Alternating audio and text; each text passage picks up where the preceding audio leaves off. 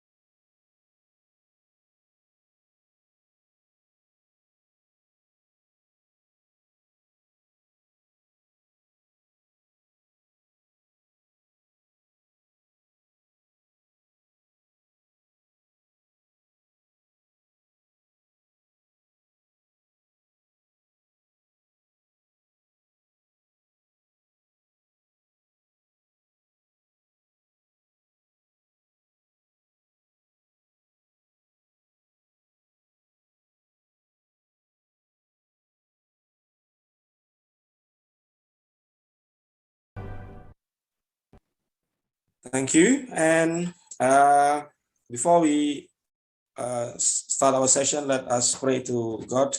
May He bless us with rewards, yeah, for all the good deeds we were about today. Doa starts now.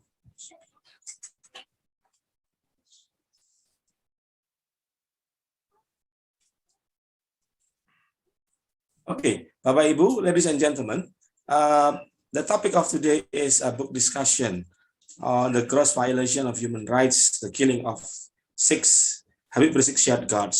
So what is white paper actually? The white paper is translated as a book that contains certain statements, usually classified in nature, has never been disclosed and is considered the revelation of truth. Jadi kita akan diskusi mengenai sesuatu yang mengandung pernyataan yang dari sumber-sumber terpercaya begitu, dan classified in nature. And also a white paper is basically an authoritative report or guide that addresses issues and explanation as rebuttal or refutation to the policy or the performance of certain institution. Okay, the writer of this book, we give them appreciation because it's not easy, yeah. As from the supervisory and monitoring team atau tim pengawal peristiwa pembunuhan 6 pengawal Habib Rizik Syihab, better known as TP3. Okay, ladies and gentlemen, we have 6 speakers today, and each speaker will be given about 15 minutes. And at the end of the speech, we're gonna have Q&A for those who would like to pose a question. Now, please do so in the chat by following the format. If you're a journalist, yeah, from the media and then your name, your true name. Okay, ladies and gentlemen, without further ado, I'd like to invite our special moderator today, Mr. Heru Nuswanto, SHLLM, MSc PhD. He graduated from FHUI, S1, and then Masters of Law from Northwestern University, Chicago, USA, Magister from Ilmu Kesejahteraan Social Welfare, FISIP UI, and he got his PhD in Human Rights and Peace Studies, Mahidol University, Bangkok, Thailand, and he is a PhD researcher in victimology from Tilburg University, Netherlands. Further, he is also advocate and founder of LBH Paham. Brother Heru Susetio, the stage is yours. Okay, terima kasih Pak Andi. Good afternoon, everyone. Bismillahirrahmanirrahim. Assalamualaikum warahmatullahi wabarakatuh. Peace be upon all of us, insyaAllah. Siang untuk yang saya hormati, Honorable Dr. Fadli Zon, Honorable Kiai Haji Muhyiddin Junaidi, Honorable Dr. Chusnul Mar'iyah, Honorable Dr. Abdullah Hehamahua, and also Dr.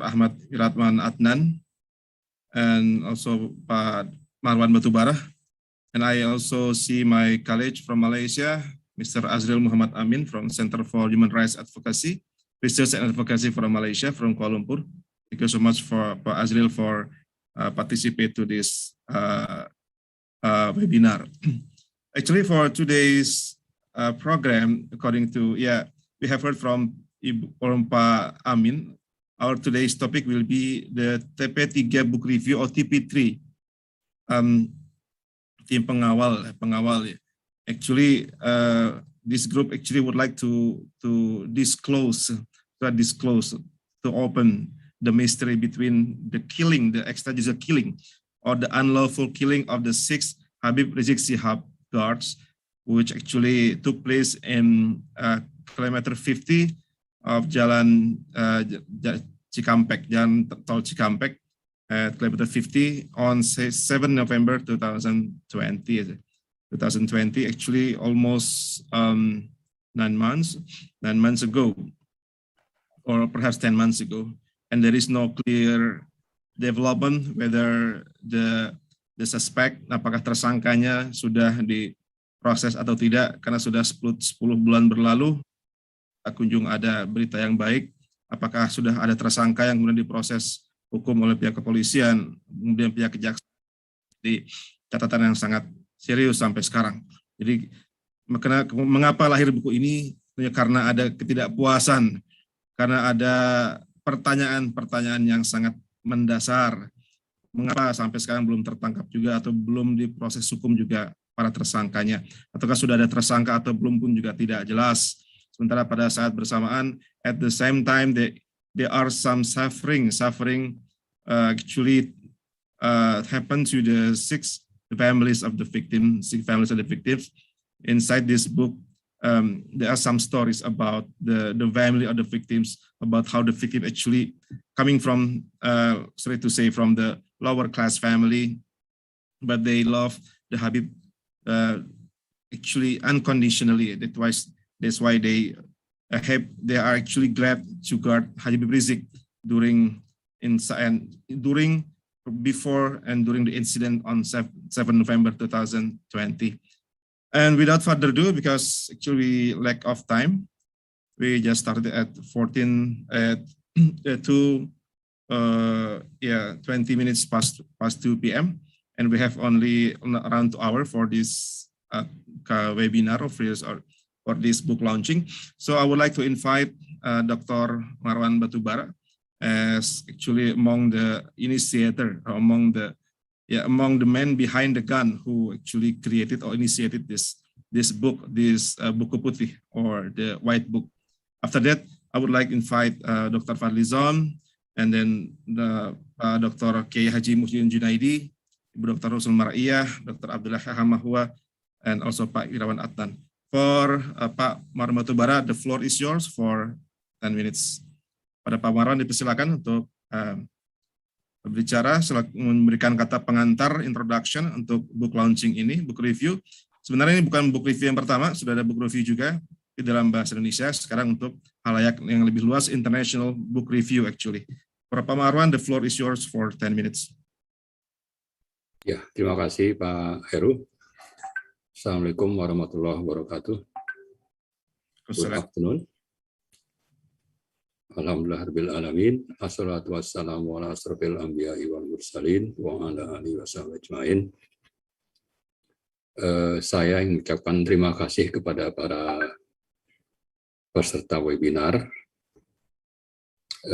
yang sebetulnya kami mengundang staf dari sekitar 50 kedutaan, kemudian wartawan, jurnalis yang tergabung di dalam JFCC, Jakarta Foreign Correspondent Club. Mungkin di klub tersebut ada sekitar 30-an wartawan, termasuk kantor berita. Lalu Pak Heru juga mengundang teman-teman dari LSM atau NGO yang bergerak di bidang HAM. Jadi pada prinsipnya memang undangan ini kita harapkan untuk bisa dihadiri oleh kalangan yang berasal dari luar negeri, karena kita mendapat informasi bahwa informasi yang tersebar di luar adalah bahwa para pembunuh itu punya hubungan dengan kegiatan terorisme yang sebetulnya sangat sama sekali tidak benar, dan nanti bisa dibuktikan atau dilihat dalam buku yang sudah disiapkan, dicetak baik bahasa Indonesia maupun bahasa Inggris.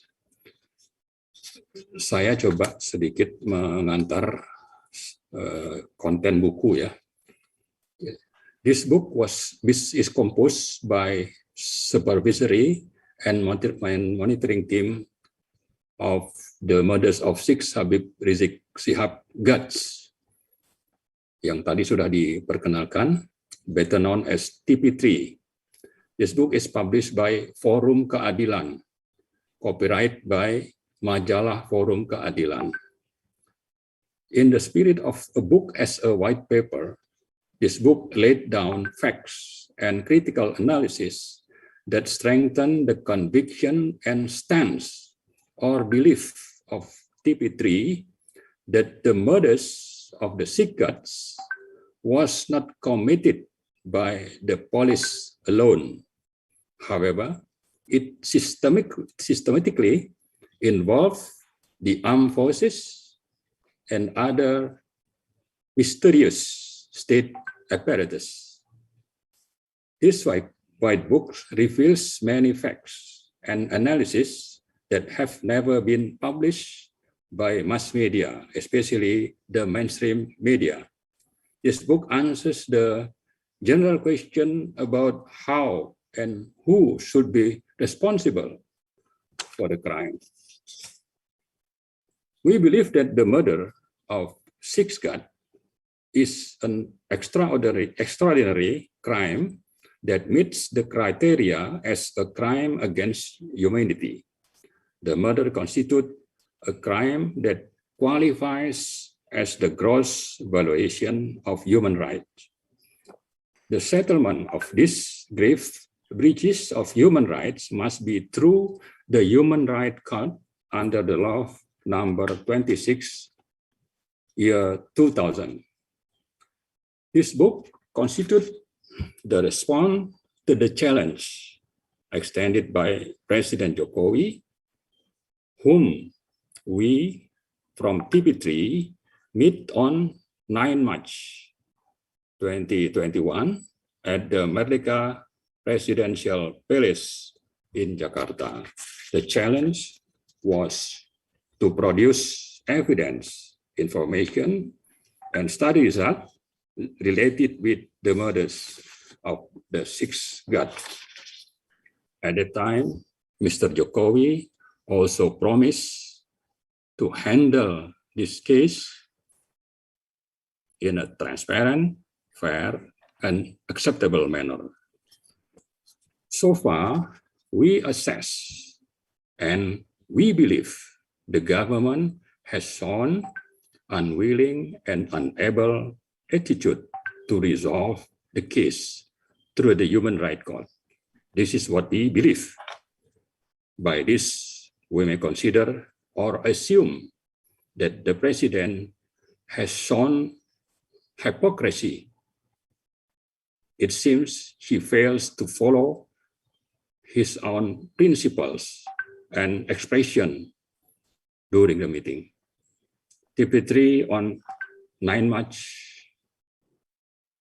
No wonder why the student union call him the king of lip service. This book, including this webinar, the TP3 book review, are part of a series of TP3's effort to find and reveal the truth through deep research and evidence based on writing. At least instead of hearing only from one side, especially from the government as well as from Komnas HAM, you as the participant have the opportunity to also get this information from TP3's book. By this, you could have the complete picture of the case. Finally, we hope and ask all of you to join TP3 in advocating and resolving the crime against humanity through human rights courts. Thank you for your attention and support. Terima kasih. Assalamualaikum warahmatullahi wabarakatuh. Waalaikumsalam warahmatullahi wabarakatuh. Terima kasih banyak. Thank you so much for Pak Dr. Marwan Batubara as the man behind the gun. Actually, is a good organizer for this. Actually, not just for this book launching, but for the whole process. Pak Marwan adalah mungkin orang sangat berjasa ya untuk kemudian dengan kepedulian yang luar biasa juga mengumpulkan teman-teman sekalian yang concern dengan adanya pelanggaran HAM berat ini atau gross violation of human rights. Pak Marwan juga mengatakan bahwa telah terjadi pelanggaran HAM berat ataupun grave breaches to human rights or gross violation of human rights, dan telah juga menjumpai Presiden Jokowi bersama para anggota TP3 yang lain juga dengan Pak Amin Rais pada tanggal 9 Maret 2021 di Istana Merdeka, dan Presiden pun memberikan memberikan saran supaya diadakan investigasi yang mendalam dan untuk mengungkap kebenaran. Dan inilah hasilnya. So the White Book on the gross violation of human rights in regards to the killing or extrajudicial killing of 6 Habib Rizik Syihab guards. Oke, thank you so much Pak Marwan Batubara. Kita akan melihat apakah proses ini akan berlangsung lancar menuju pengadilan HAM atau tidak, menuju pengadilan, karena sampai sekarang jangankan pengadilan HAM, pengadilan pidana pun belum berlangsung. Ya, jangankan lagi pengadilan HAM, pengadilan pidana ataupun pengadilan umum pun belum terjadi untuk perkara ini. Apalagi pengadilan HAM dan pengadilan internasional. Nah, kita akan meminta tanggapan, saran-saran, komentar dari para pembicara sekalian dan juga ibu bapak sekalian yang kami hormati. Baiklah, tanpa berpanjang kata, kami mengundang Bapak Dr. Fadli Zon selaku anggota Dewan Perwakilan Rakyat dan juga yang banyak membantu dan banyak mensupport advokasi-advokasi untuk orang-orang yang terzalimi. Dan beliau juga adalah Ketua Badan Kerjasama Antar Parlemen di Dewan Perwakilan Rakyat Republik Indonesia. Bapak Dr. Fadli Zon, dipersilakan waktunya 10 menit. Terima kasih Pak Heru. Thank you very much, Moderator, Mr. Heru, and my other colleagues from the panel, the speakers. Assalamualaikum warahmatullahi wabarakatuh. Good afternoon for all of us. It is an honor for me to deliver my views and perspectives on the TP3 White Book, Gross Violation of Human Rights, Killings of 6 Habib Rizik Syihab guards. So I think this book is a testament to our effort on advancing civil participation to the human rights enforcement, as this is the fundamental principle of democracy, and in which the system guarantees the rights to assembly and association, freedom of opinions, freedom of expression, and most importantly, the rights to information for the citizen that demand accountability and transparency. So I also deeply appreciate all the efforts of the supervisory and monitoring team of the murders of 6 Habib Rizik Shihab's guards, or we call it TP3, for having investigated and published this white book so that everyone can see things objectively, not just follow the one-sided news or claims made by the authorities. First, how the government has failed to ensure the safety of its citizens. In this regard, we see that Habib Rizik has been active in sending critics toward the government. This condition has made him to be considered as the threat toward the government. In the realm of democracy, critics are something justifiable, yeah, and should not be seen as the threat. So, however, in this case, we see that the government has failed to protect the safety and security of its citizen who seems on the different side, in the other side. So I see it frightening because it brings back to our old history during the old order or Orde Lama, and even in some part of the new order or Orde Baru, when government could easily silence those who criticize them. So even worse, this act of unlawful killings can be happen to everyone who criticize the government. And I believe the government must be aware on how their restrictive policies will surely bring harm than good to our democracy. Second, I see that all actions targeted HRS or Habib Rizik have been planned, and this involves various authorities. I'm saying this based on the facts that even the authorities have claimed themselves. For instance, when the Indonesian police claim they followed HRS and their teams as the purposes of investigations, which led to the incidents that where shots took place. Since HRS arrival on the 10th of November 2020, last year, and as reported also by TP3, and I think I saw also Habib Rizik a couple of days after that, there have been various efforts that show this alleged planning, such as criminalizing HRS due to some events held, such as Maulid Nabi commemorations and his daughter's wedding celebration, with heavy sanctions. So meanwhile, at this range of time, we see that there are so many public crowds held during social restrictions, and yet they are immune from any sanctions. Just to name some examples, such as the president's son Gibran, who enjoyed public campaigns in a crowd in the city of Surakarta in November 2020. And it is shame that contrary to what the police has claimed over Habib Rizik's case, the institution claimed it was the different case, as Gibran's case was part of justifiable campaign procedure, and it was not the police responsibility. So another case, for example, was Basuki Cahaya Purnama, or Ahok, along with many artists who enjoyed singing in the crowd without wearing masks, and again, they are free from any trials. So COVID-19 has revealed how weak our democracy and law enforcement are. To some extent, some policies implemented during social restrictions are not merely aimed at protecting the civilians, but they are used as the tool by the government to hit those who are on the different side. Besides, it is also shame to see how government is using their institutions in this regard is through Indonesian Financial Transaction Reports and Analysis Center, or PPATK, to block the 92 bank accounts of those whose Habib Rizik and his families.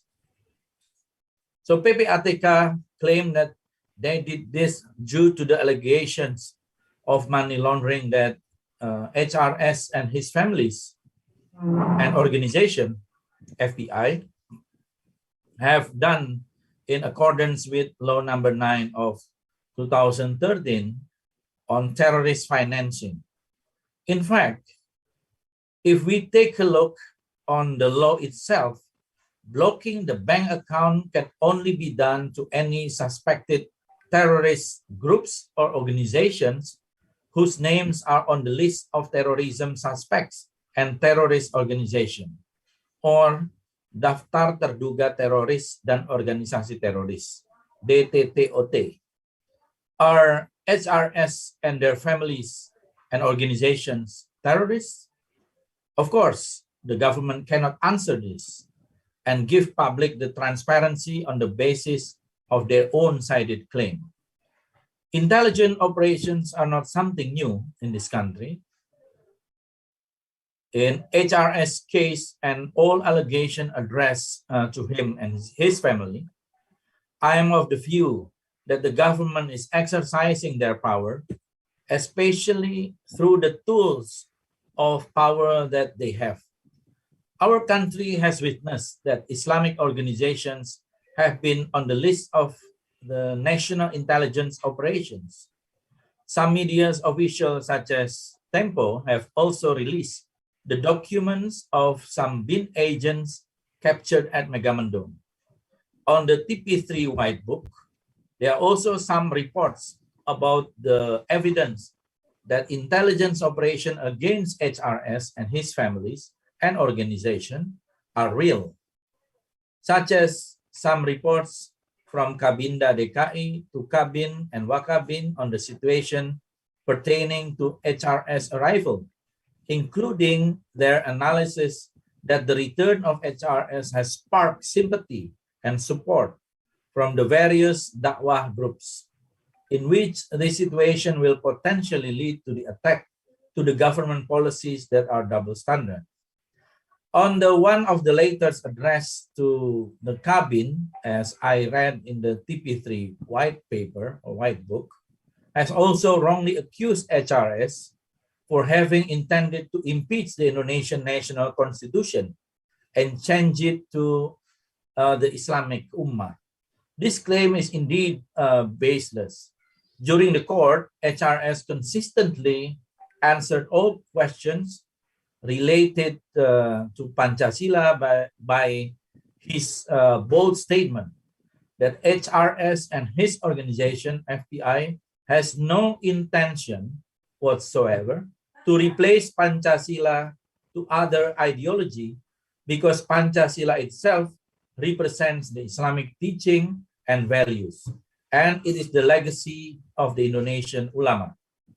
In contrast, have we ever tried to look at Papua on how there have been so many actions carried by some figures, such as Beni Wenda and other militant groups who kill people, attack public facilities, and even declare to independence, as well as raising their own flags. Yet they all enjoy the status quo. Even Beni Wenda, for example, was in exile, and our government cannot do anything to bring him back to Indonesia and being sentenced due to his actions. The government seems to be inconsistent in their law enforcement efforts, and this surely leads to a distrust from the people. So another thing that becomes my concerns is when some members of TNI overlap their duties by taking down the banners of HRS when they conduct such security patrols in Petamburan, Jakarta, under the command of Maijen Dudung Abdurrahman.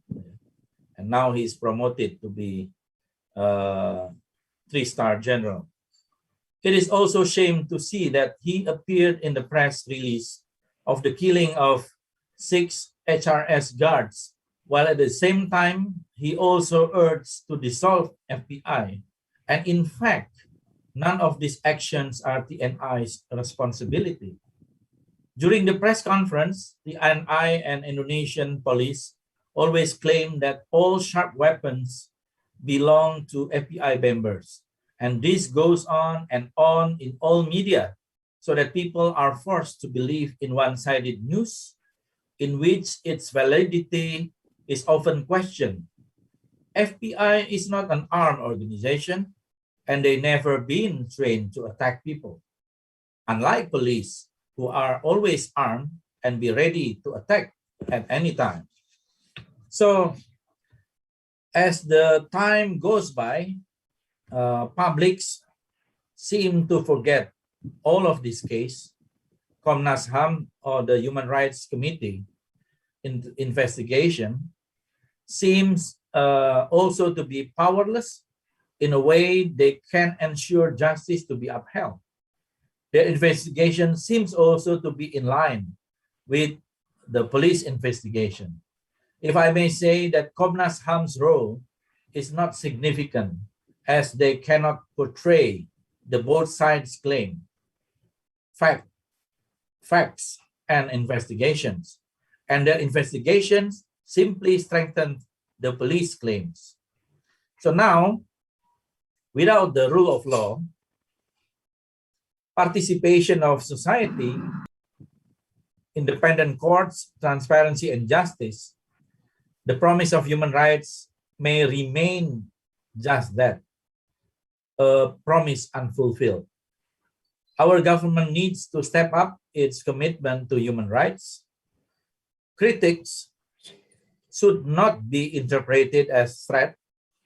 What the government must educate the citizen is that the realm of democracy, critics are the elements that will build the democracy, not to destroy it.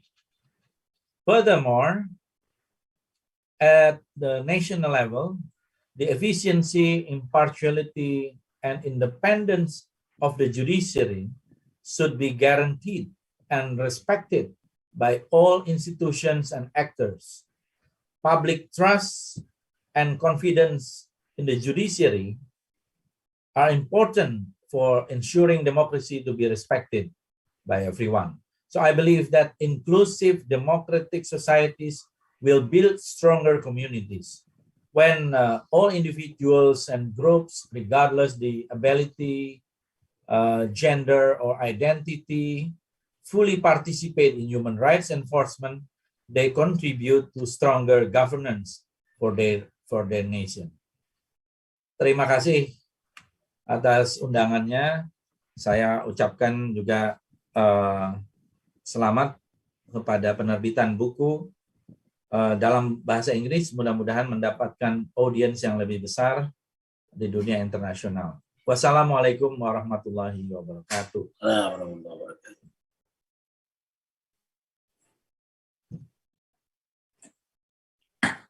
Terima kasih banyak. Thank you so much for Honorable Dr. Fadli Zon as a member of the Parliament, for actually very inspiring speech in regard to this launch of this book. If I can recall that Fadli mentioned that this is very political arrest, political actually trial, political trial, and also the indictment very political, and also the punishments also very political. Banyak kerumunan yang tidak diproses secara hukum, giliran untuk HRS diproses bahkan dipidana, dan juga pembunuhan terhadap 6 pengawal beliau juga tidak diproses secara layak, bahkan tidak ada kabar berita sampai sekarang. Ini menimbulkan ketidakadilan. dibandingkan tadi dengan kasus Papua. Papua itu jelas satu tindak pidana terorisme. Terorisme bahkan tidak hanya tentara dan polisi yang dibunuh, tapi juga tenaga kesehatan perempuan juga dibunuh oleh KKB. Namun sampai sekarang tidak disebut teroris, disebut terus kelompok kriminal bersenjata. Tidak disebut sebagai kelompok teroris. Kalau sudah jelaslah terorisme itu sangat terjadi di Papua. Harusnya disebut sebagai kelompok teroris Papua. Terima kasih Pak Fadli. And I would like to invite another also important speaker. I would like to invite Dr. K. Haji Muhyiddin Junaidi as the Vice Chairman or the Wakil Ketua of Indonesian Council of Ulama, Wakil Ketua Majelis Ulama Indonesia. Untuk Pak K. Haji Muhyiddin, dipersilakan untuk 10 menit. Tafadhol, Mas Guru. Assalamualaikum warahmatullahi wabarakatuh. Waalaikumsalam. Alhamdulillahilladzi wa kafa wassalatu wassalamu ala nabiyyina Muhammadin al-Mustafa wa ala alihi wa ashabihi ahlus sidqi wal wafa. Qala Allah Ta'ala fi kitabihil karim, a'udzu billahi minasy syaithanir rajim. May yaqtul mu'minan muta'ammidan fajaza'uhu jahannamu khalidan fiha wa ghadiballahu alaihi wa la'anahu wa a'adda lahu 'adzaban muhina. Shadaqallahul azim. First of all, I would like to thank to all the speakers who participate at this virtual meeting. Brother Fadli Zon, to my understanding, that he has been very actively involved in discussing so many interesting topics. As sometimes we can call it a very critical topic. Thanks very much for his enlightening speech. And I do believe that he has prepared his own speech very well, since he has been in the parliament for more than 15 years now. Honestly speaking, when we talk about the gross violation of human rights, the killing of 6 Habib guard or bodyguards, is really hurting all of us, not only members and leaders of supervisory council, but all Indonesian people who live and who love peace. All Indonesian nationality, whether they live here in Indonesia or overseas, they are with the same idea that they really express their own disappointment to the government in handling this issue. So you can imagine this gross violation, what we call is the killing of the innocent 6 guard of Habib Rizik, took place almost a year. And we have been given the report by the police that they have already discovered around 3 suspects, the killers. But until today, no action so far has been taken. Even after announcing the name of 3 suspects, and one of them passed away due to the road accident, we have no idea at all who he is. This is really a political motive.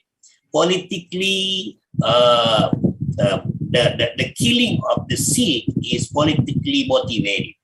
So, as long as it is political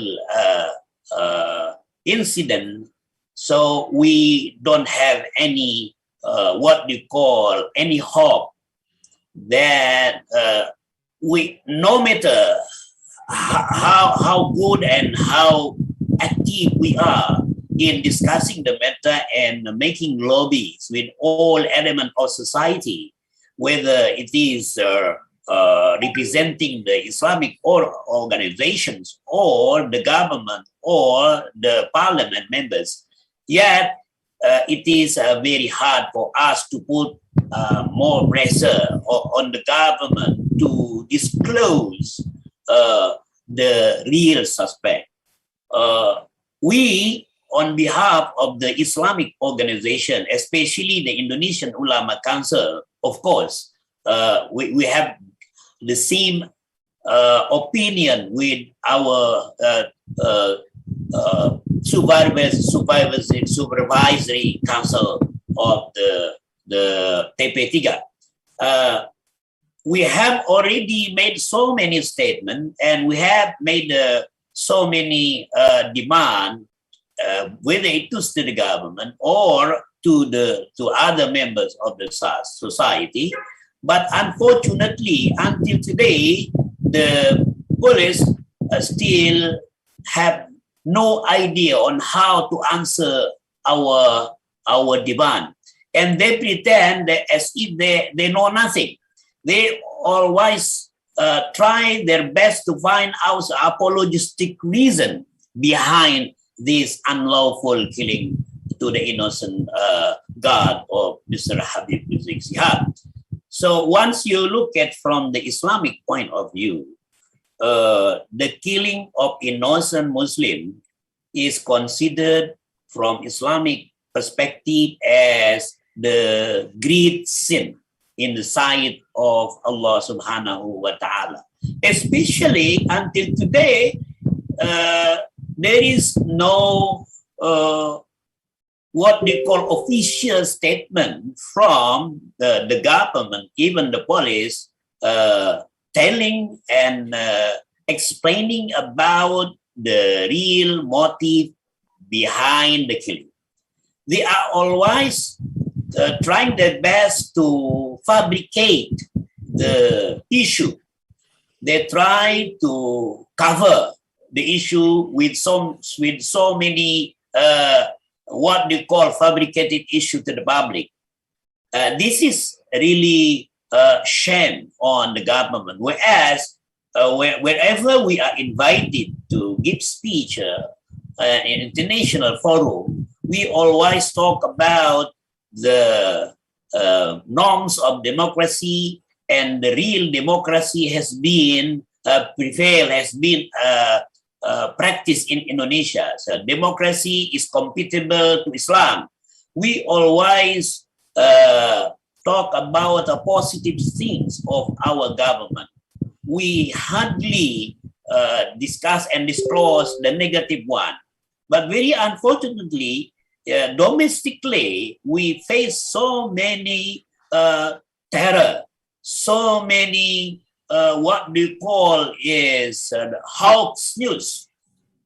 So whenever we criticize the government policy with regard with handling and managing the governments, they always accuse us of being the real provocators. Whereas our main intention is to enlighten the people. And today, we can see so many ulamas and intellectuals of Indonesia, though they know what is going on behind the killing of innocent Sikhs, guard of Habib Rizik Sihab, but yet they remain silent. They don't want to speak up. They prefer to keep silent because they are afraid of missing and losing their own source of money and source of income. Probably they are afraid of losing their own job. This is the biggest mistake. So we as a Muslim are obliged to speak up. No matter, sometimes to say the truth have got so many and heavy consequences. But it is the revelation of Allah. It is the instruction from Allah subhanahu wa ta'ala.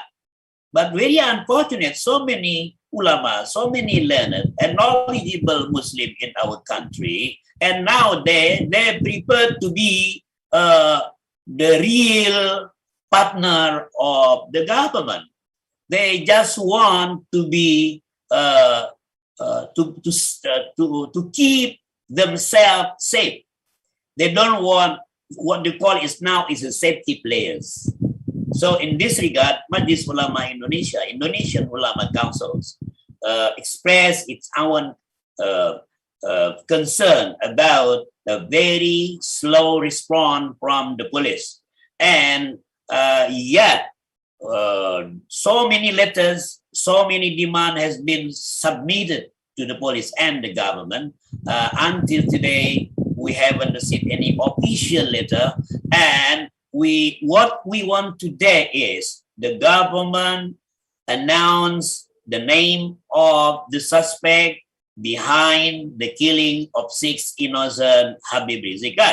But until today, they just speak up. They just say, okay, they promise to the public they are going to disclose and they are going to take them to the court. But until today, there is no hope for us. I could say if the response is so slow, then we will probably take another option to keep more pressure to the government, especially to the let the families of the innocent people know that the TP3 has been doing their own job for the sake of the family. Then, of course, we will never be what we call is frustrated, because frustration in our religion is strongly forbidden. Yet we keep on discussing the matter. We keep on sharing our information. The latest one regarding the killing of the 6 innocent guard, hopefully there will be some response sooner or later. The second point that I would like to raise at this particular meeting and discussion is that all the people involved in the law makings are morally obliged to help find out the best solution of this problem. Otherwise, our image at international forum will be tarnished. And thirdly, we will never give up in helping our brothers and sisters in finding the real justice. Yes, as a matter of fact, in our country, you can find so many offices of the courts, of the criminal courts, of so many what we call pengadilan, yeah. But it is very hard for us to find and to get a justice in real term. Once again, on behalf of myself and on behalf of Indonesian Ulama Council, we urge once again to the government not to play with this issue, because the more you try to keep yourself away from disclosing the issue, then the more dangerous it will be. And the people, of course, will lose their trust. And then after 2 years, then we'll be having a general election. Of course, those who are involved and the parties who support the killing of these innocent people, of course, will be losing our competition. At last, thank you very much. Sekali lagi, saya terima kasih banyak, dan kita malu kalau sampai kasus ini tidak bisa diselesaikan, baik itu di tingkat pusat ataupun di tingkat daerah. Bagaimanapun akan merusak nama baik Indonesia di forum internasional. Whereas we have been campaigning since the last 12 and 15 years, that Indonesia is one of the biggest democratic in the world. Very unfortunately, we are against the practicing and implementing the norm of democracy within our country. Thank you. Assalamualaikum warahmatullahi wabarakatuh. Waalaikumsalam warahmatullahi wabarakatuh. Terima kasih. Jazakumullah khairan. Thank you so much for Dr. K. Haji Muhyiddin Junaidi. Actually, very clear message, clear speech has been delivered by K. Haji Muhyiddin. So actually, everyone who are responsible actually must be taken into account, must be held to justice, brought to justice. But unfortunately, until there is no clear answer, no clear process. That's why we need more efforts.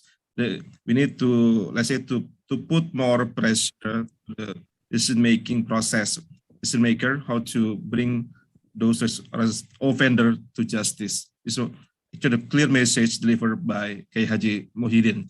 Jelas sekali pesan dari beliau supaya ya semua yang bertanggung jawab harus segera diproses di negara ini.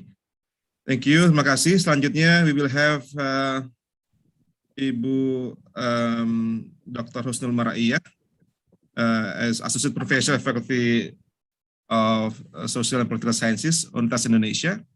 Kepada Ibu Dr. Chusnul, dipersilakan. So the floor is yours for another 10 minutes. Dipersilakan kepada Ibu Chusnul.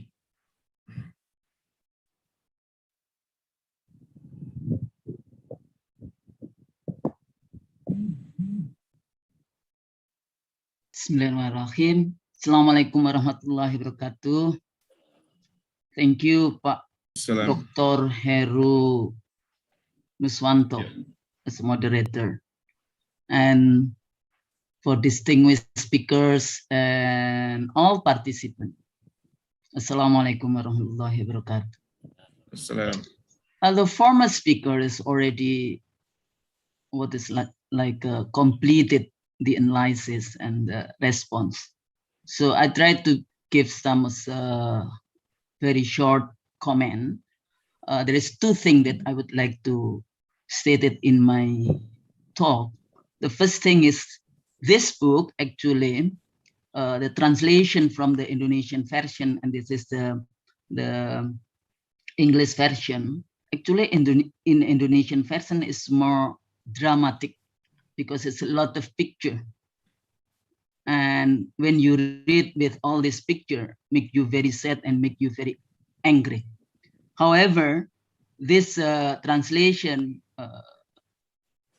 in terms of the, what is called like a books with full of data, argument, analysis, methodologically and substantively, is a very important for even for students, and I think it's a lot of with a legal based analysis. Even though, you know, this is what I would like to give some of a comment in terms of so what and what can I and we do after we already produce this book. Pak Marwan and the team already do all this. They did research, interviewed, and it's a lot of work already put it in order to wrote these books. The second thing, you know, the background of this book, you know, the political condition of this book is related. Actually, it's not only just in this book. They call it like the chronology prior to the killing, prior to the shooting. Actually, they shoot. They not only just a killing. They shoot the unlawful killing, you know, in kilometer 50, and prior to that is related to Habib Rizik Shihab. If you are talking about what's his politic behind of this thing, yeah. If you are talking about, you know, all this election 2017, the Jakarta local election, governor local election, and the opening of the civil Islam 411 and 212, especially, you know, and then the discourse the government always, the regime always claim that the Islam is not tolerant, the Islam is not Pancasila, the Islam is not Bhinneka, something like that become, every day that we seen on the newspaper and so on. So again, that also against the background of the global politics, if you are talking about after 9/11 and then all this Islamophobia and then the war on terror related to finally the change with counter-violence extremism and then with a policy on de-radicalization. So it's all this against the political background like that. So it's not only just, killing 6 Habib Rizik Squad, like the Laskar FBI, something like that. It's not like there is some political relation in a more broader context. So the government or the regime or all of the supporter of the regime always talking about we are in democracy. They have the legitimacy to rule.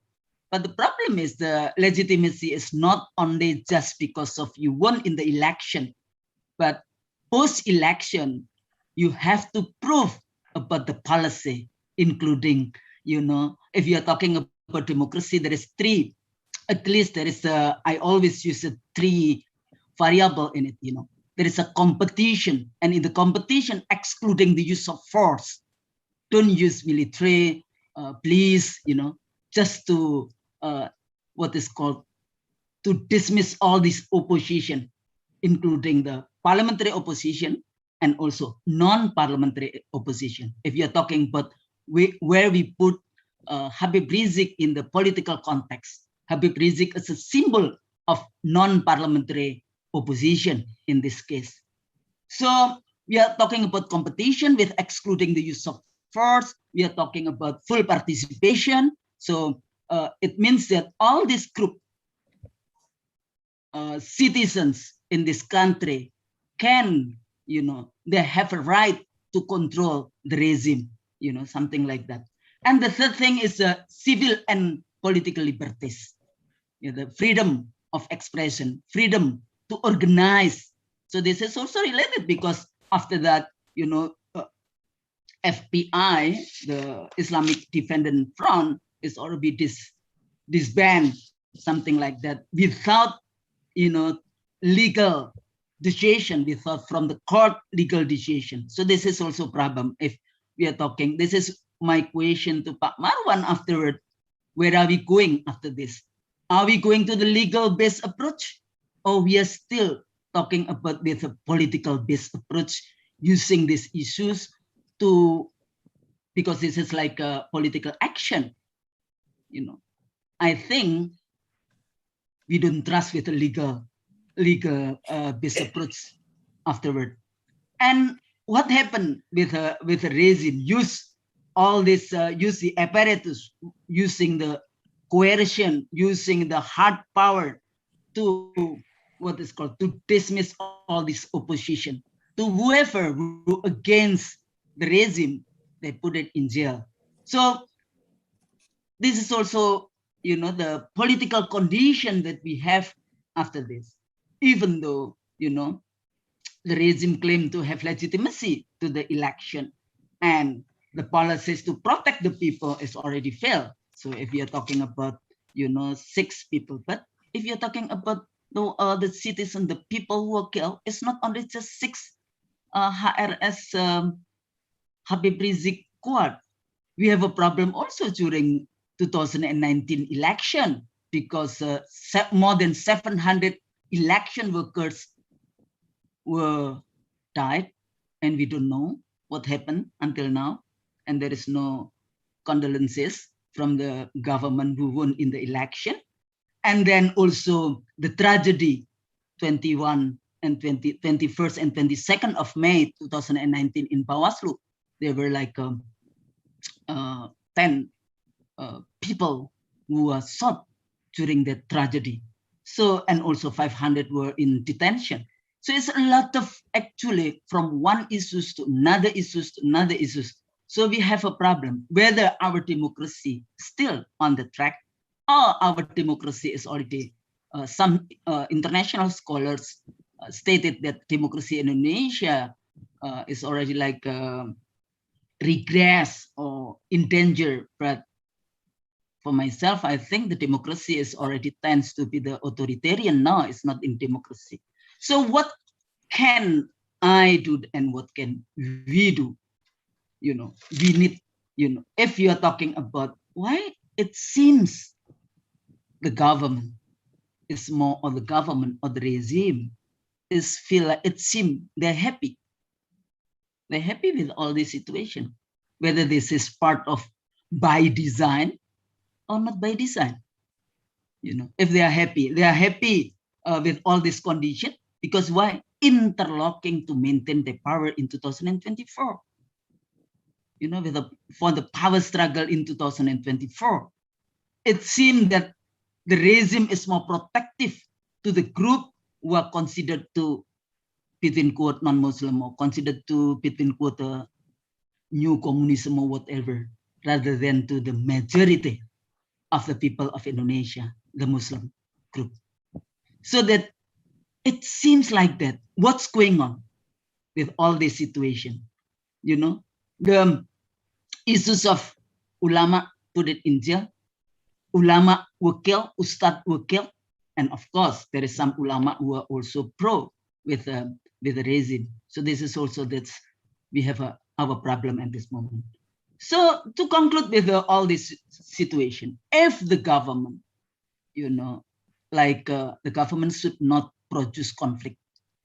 They are the arbitrator of all this situation. It's supposed to be like that. But for power tends to corrupt, and absolute power corrupt absolutely. This one is not really absolute power, but already corrupt in terms of the justice, what the people feel. So if you talk about the credibility of the regime, if they don't do anything and they feel happy with this situation, I think the low trust, you know, of the government, I think that we have a problem on this. And the second thing, do you think this is not part, if the government just feel happy, this is not part of the state terrorism? They're always talking about behind all this is terrorists, but you're talking about non-state terrorism. And what about state terrorism? Because they use coercion, they use apparatus, yeah, to ransacking the opposition, between quote, something like that. So if this is like a political action, so we have to solve with the politics also. You know, like what Habib Rizik actually already proposed about revolusi akhlak. If Habib Rizik also already stated that one, but there was no response for the regime, yeah, response from the regime. So again, you know, leadership is very important. So this is opportunity for us, you know, to fight about the justice, to fight to get justice, and as a fighters, like justice fighters, you know, if you're as an activist, you have to have two things, yakin and sabar. So Pak Marwan, congratulations and all this group. This is very important, and we have to explain more to all the world. But the problem with the global politics, there is some still international or global hegemony of the power, and usually it's not what is called like a positive way in terms of the Islamic group preferences. So, but I think we still have God, we have yakin and sabar, insyaAllah. Nasrul minallah wa fatarib wa basiril mu'minin. Wassalamualaikum warahmatullahi wabarakatuh. Waalaikumsalam. Assalamualaikum warahmatullahi wabarakatuh. Terima kasih banyak. Thank you so much for Ibu Profesor Chusnul Mar'iyah from Faculty of Social and Political Sciences, TAS Indonesia. Actually, I got the main point that I like to stress from Ibu Chusnul speech that actually Chusnul asked to Pak Marwan as chairman of this team, where are we going now? Where will you go after this? Do we trust legal approach, or we must render to political approach? So are we going out after this? A very critical question, I think, very critical question, because we have seen that this is totally more political rather than the justice process. So instead of legal approach, I think, or we think political approach must also be taken into account. And other things to be addressed that Ibu Chusnul mentioned the state terrorism or terorisme negara. Jangan pernah selalu mengatakan terorisme hanya berasal dari aktor-aktor non-negara. Adakah negara juga menjadi teroris? Mungkin kalau kita tidak sebut negara Indonesia, kita sebut negara Myanmar teroris bagi orang Rohingya, negara Kamboja zaman Pol Pot teroris bagi rakyatnya sendiri, negara di Serbia zamannya Milosevic juga membantai rakyatnya sendiri dan sebagainya. So state terrorism is not a myth, it's actually Indonesia. I have no idea Indonesia. No idea. But perhaps Pak Abdullah can answer this, because next speaker will be Pak Abdullah Hehamahua. So thank you, Ibu Chusnul, for this inspiring speech, and we would like to invite Pak Dr. Abdullah Hehamahua for the next speaker. Because Pak Abdullah actually also the main initiator of this book, of this team, and Pak Abdullah also the team leader, and Pak Abdullah also meet with all the victims and the families inside the kampung-kampung around Jakarta area. So Pak Abdullah, story about the victims and their families. Pak Abdullah, the floor is yours for 10 minutes. Thank you, Mr. Moderator. Assalamualaikum warahmatullahi wabarakatuh. As one, I to remind all of us that the incident at kilometer 50 in Tol Jakarta Cikampek last year cannot we see as the incident itself, but it is just one phenomenon from the politics scenario in Indonesia.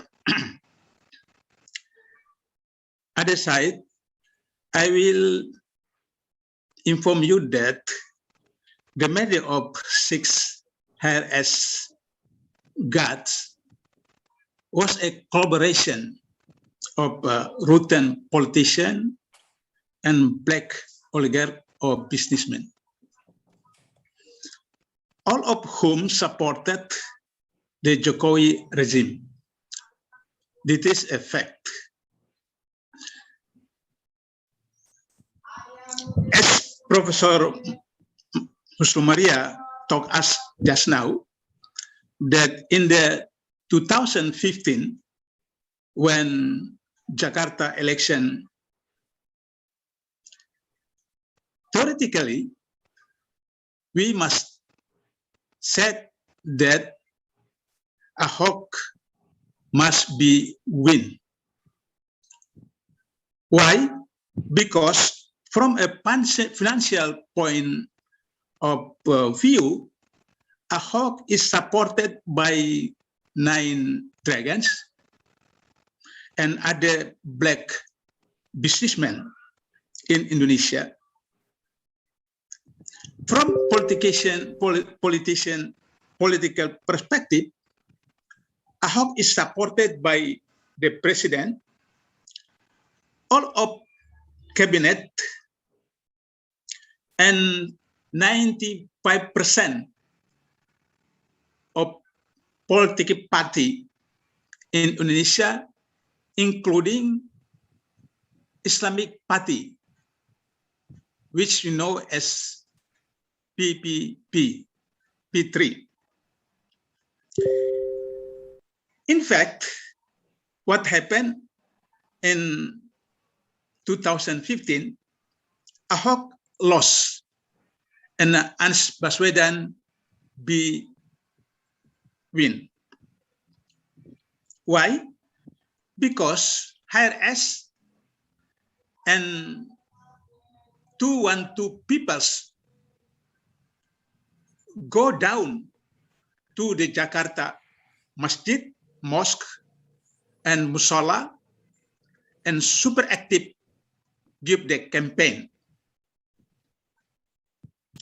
The defeat in the Jakarta governor election resulted in Jokowi coalition losing hundreds of trillions of rupees, especially when Anies Baswedan came as a governor. He canceled the Tanjung Priok reclamation project, in which tens of trillions of rupees had already been invested of coalition of Ahok. With that background, the Jokowi coalition is looking for a way to corner, to troublesome, even to kill HRS and his supporters. Let's say it started with a slanderous chat, as if HRS had done it with the Indonesian woman. Actually, we know that law enforcement officer, especially for police, cannot took HRS in jail. However, the collaboration of the authorities didn't stop slanderous HRS, so that HRS had to move to Mecca.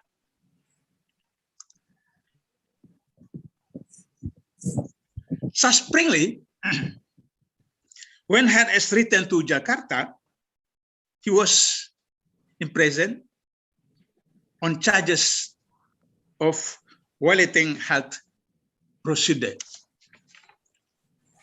such as Mr. Fadli Zon told us just now. The son of governor, the son of Jokowi, when campaign in Solo, and his grandson in Medan, nothing to done by police. The incident at kilometer 50 on Jakarta-Cikampek toll was an attempt to kill HRS. However, as we know, HRS was able to avoid being trapped by the police, and the risk was carried out against the 6 Laskar the HRS got. For myself, as Mr. Moderator told us just now, I know the family of 6 gods. By myself, they are special men, the special Muslim. That's why I can tell us they are shuhada. In conclusion, the murder of HRS bodyguard or guard is a legal murder that has been politicized for almost a year. It is not clear who they respect, the suspect of the murder, while HRS and the assistants were immediately arrested, tried, and imprisoned. So for this moment, I want to tell us that Indonesian people and the international humanities world, if the Jokowi government is not brought the human rights court, believe me, the Indonesia will become a barbaric country where corrupt rulers and politicians as well as black businessmen collaborate and colonize the Indonesia people. That's why I think this moment is very urgent for us. Lastly, as the chairman of TP3 and Brother Marwan Batubara as secretary, even he is the backbone of TP3, plus Brother Ahmad Wirawan Adnan as special lawyer in TP3. I want to thanks for all of you to attend this program, and I hope all of you and us can continue in the other event to encourage the background of this event, and we bring out Indonesia to the best country, masyarakat madani. That's all. Thank you. Billahi taufiq wal hidayah. Wassalamualaikum warahmatullahi wabarakatuh. Waalaikumsalam warahmatullahi wabarakatuh. Thank you so much. Terima kasih banyak to Bapak Dr. Abdullah Hehamahua. Dr. Abdullah Hehamahua is chairman of TP3 or TP3 and also former special advisor for KPK or Indonesian Anti-Corruption Agency, and also former chairman of Himpunan Mahasiswa Islam. Last but not least, we still have one more speaker. Actually, the last speaker for today is Bapak Ahmad Wirawan Adnan. He is a lawyer actually and a legal expert, and among the members or in human rights perspective of this white book. For Pak Ahmad Wirawan Adnan, the floor is yours for 10 minutes. Silakan, Pak. Thank you. First of all, Assalamualaikum warahmatullahi wabarakatuh. Waalaikumsalam. May the blessing of Allah be upon you. Greeting everyone. May peace be upon you. I just have a little bit of a criticism to Pak Moderator here. For Pak Moderator addressing Pak Marwan as the man behind the gun. I don't think that's a good idea. Under the circumstances, I do not think that's a good idea. So, because it can be easily confused that he is involved with the killing of the 6 guards. because to this date, they were killed with a gun, and we cannot find who are really the men behind the gun. Right? So you point out Marwan is the man behind the gun. So he is not Moderator. He is not. He is the man behind the book. That I can agree. Anyway, but for Pak Abdullah, he addressed him as the backbone of TP3. That I can agree. Anyway. Okay. Anyway, honestly, I do not have a speech prepared, because I was under the impression that I was invited to review the book. So that is exactly what I will be doing.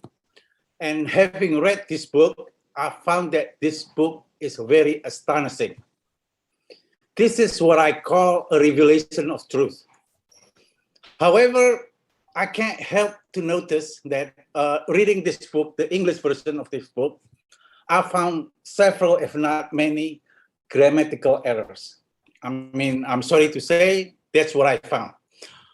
But we can easily understand, and I think I speak on behalf of everyone here, that is acceptable, because we believe that the author of this book is a non-English speaking author. So I think we can understand that. But anyway, I found that the message is very clear, crystal clear, in fact, and it was very comprehensible. So all in all, I would like to praise this book. And I certainly had, this book had enlightened me. And basically, what we are reviewing is a white paper or a white book, if you may, right? It fascinated me the way it is presented. It's what I say, it's an authoritative report. My personal assessment of this book is more of a guide which provides narratives and addressing that the killing of the 6 HRS guards are not an ordinary crime. That's, I think, it's the main focus of this book. And this book in general describe that it is a hideous crime.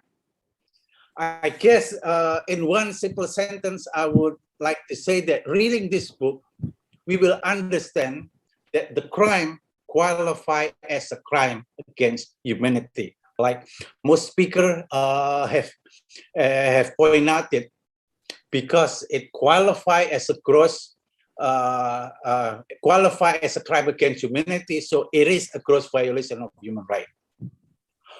Although the authority or those who are in or currently in power wants all of us to believe that the killing were committed in self-defense. That's what they want us to believe. But if you read this book, it will convince you otherwise. This book is basically, I mean, I think someone have said earlier that this book is basically a rebuttal or refutations to every statement, to every argument, to every report, to every, well, not every, just all I know, there was one investigation and even legal proceeding issued by the authority. It's a rebuttal, it's a denial to that activity, which if by reading this book, it will convince us or convince all of us, I believe, that all of those activities are just a deception. The study and research, which basically what this book is all about, is a testament that the authority is trying to conceal or to cover up, to conceal or to cover up those who are responsible for the killing. So reading this book provides a clear direction that gross violation of human rights has been actually committed. Again, I would like to repeat, it's a clear direction. We do not have the authority to prove because those are the job for the penyidik or for the police. We just do the study. So this what the book is telling us. All the informations and studies, I found it to be very authentic and originals, if you may, which I believe, I mean, I think previous speakers have said this before, has never been published before. It is presented in such a manner that this book, this white book, it can easily be used as the basis for our Komnas HAM, our National Commission on Human Rights, to immediately conduct a pro-justice investigation, which is really a mandatory investigation that never been done before by the Commission. So that's basically my review on the book. Then I take a look at chapter 2. But you know, overall, this is the version, the Indonesian version. There are about 500 pages, but the English version I find about 100 pages in the book. So I find it's the English that's efficient that it can reduce the pages to a lot less. I do not know, but I think Chusnul Mar'iyah, I think you are right that the Indonesian version is more dramatic.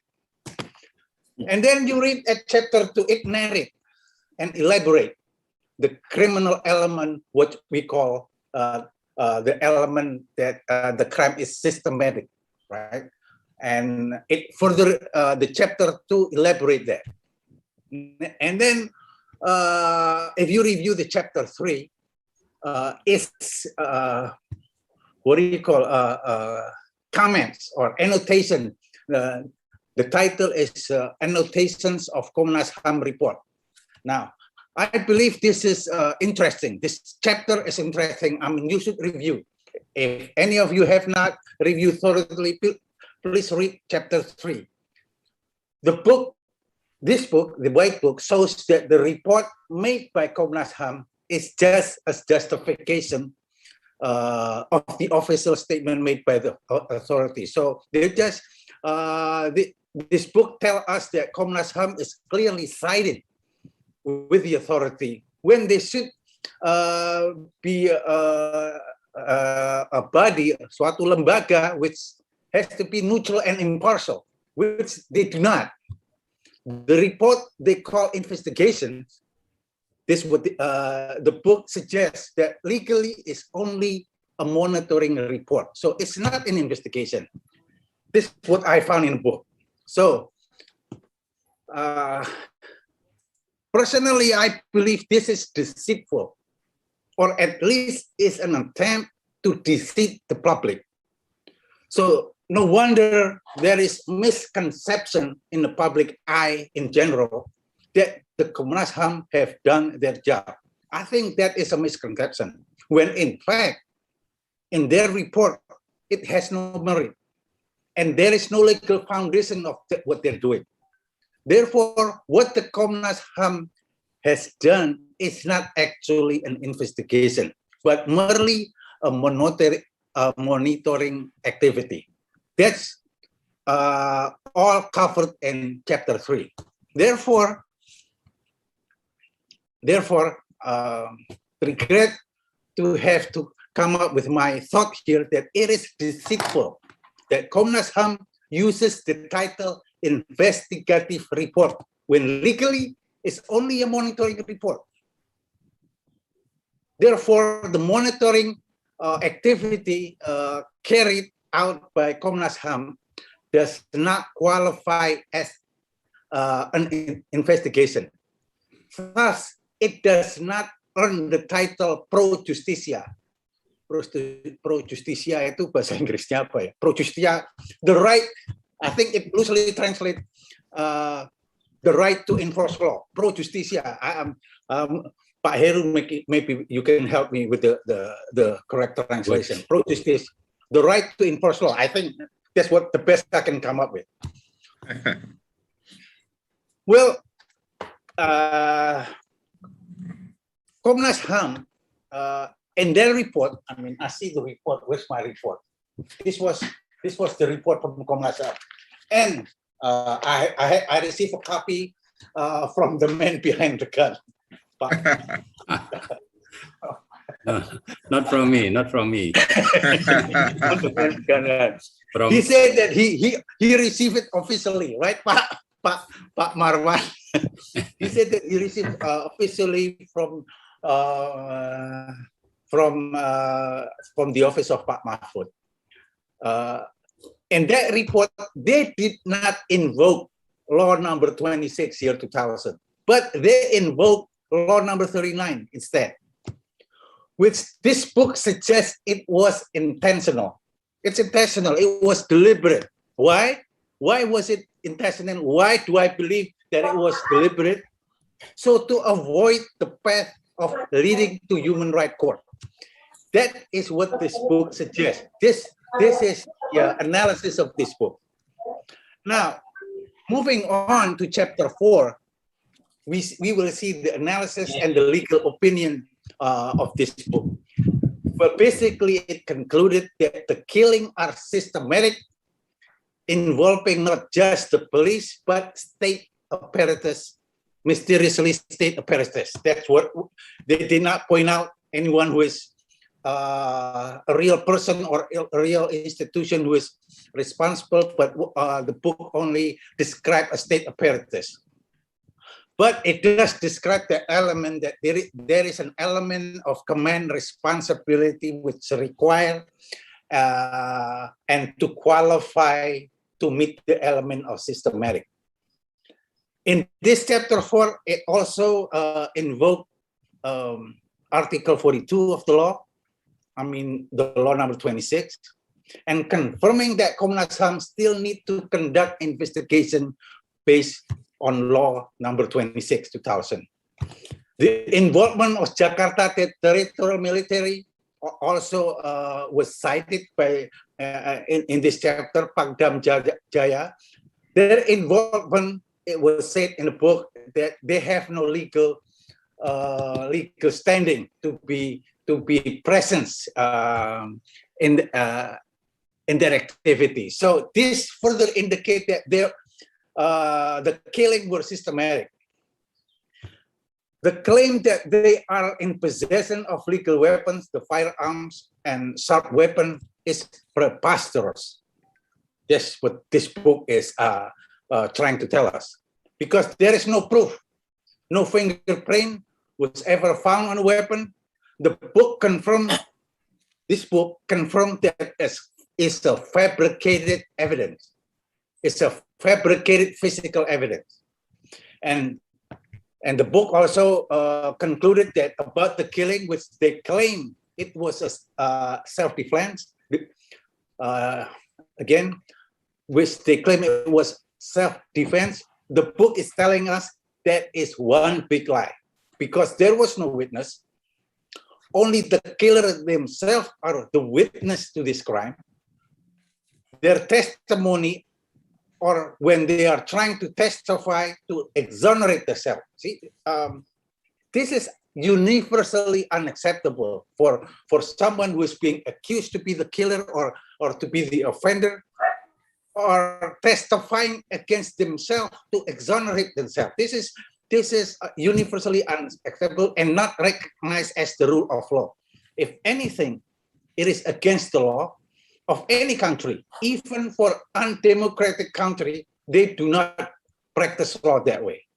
What is fascinating is the recommendations that when proceeding through human right court, they should involve the member of the civil society in the proceedings, because the law facilitates, the law number 26 facilitate, introduce what they call ad hoc investigator, ad hoc prosecutor, and ad hoc judges, with the possibility that TP3 and the man behind the gun can participate in the justice system. So I guess this is to reflect the transparency and the fairness that was promised by President Jokowi when we made a courtesy call at Istana Merdeka. I guess I have exceeded my time, Pak Heru. I'm sorry, 5 minutes, but I appreciate the time. Wassalamualaikum warahmatullahi wabarakatuh.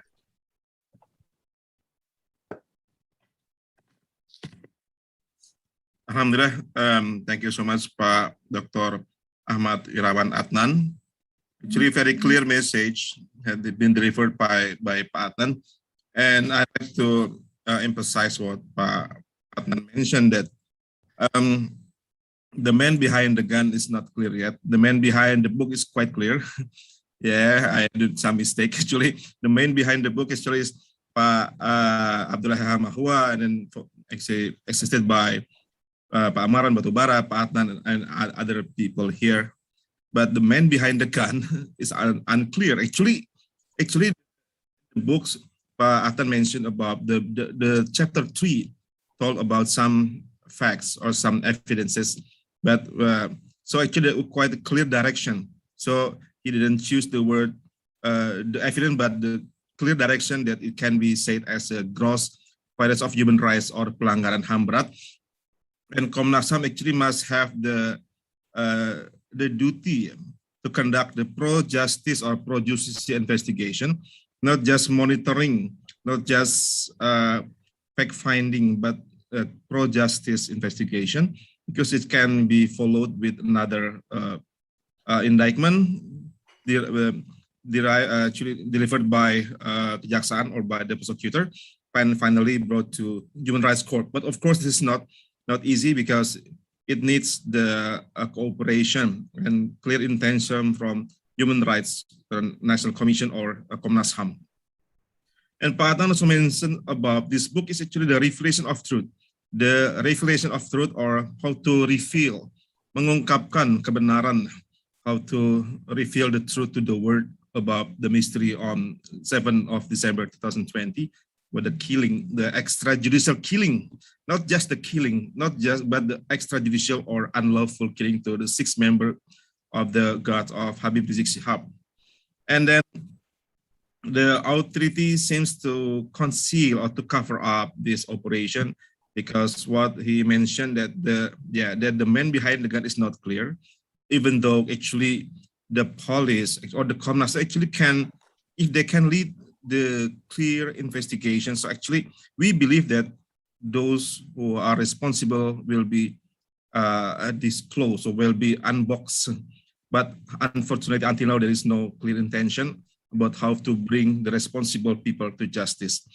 And Pak Adnan also mentioned that there are some deceitful behind this case, and some people try or tend to deceive the public, and that's why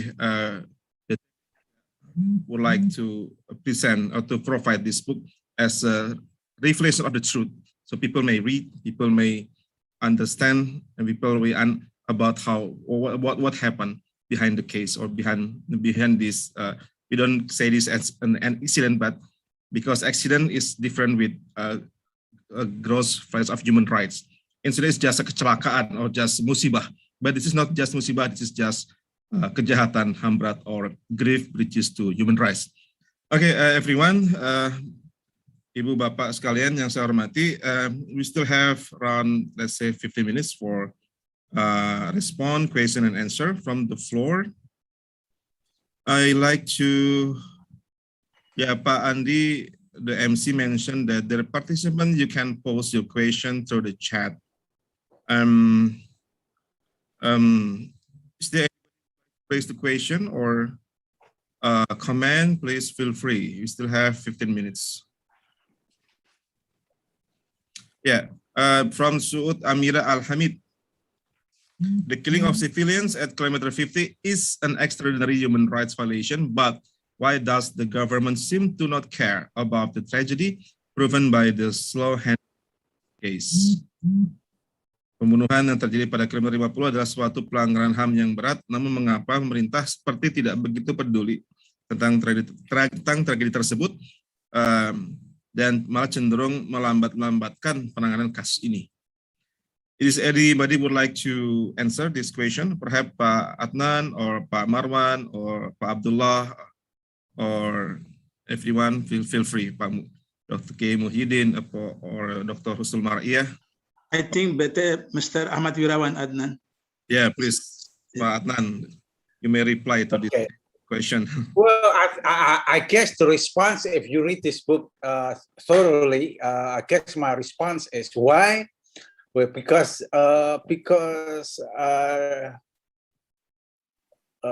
there's clearly they have interest, as it said in this book, because they are trying to conceal, they are trying to cover up who is really responsible. That's why, or to be very careful. And as earlier mentioned by Abdullah and also other speaker, because of political reasons. So it's all about politics. Well, when it should not be the case, it should not be about politics. From my perspective, this is clearly about the law. It's a simple deal. You know, all you have to do is prosecute. All you have to do is for the Komnas HAM to initiate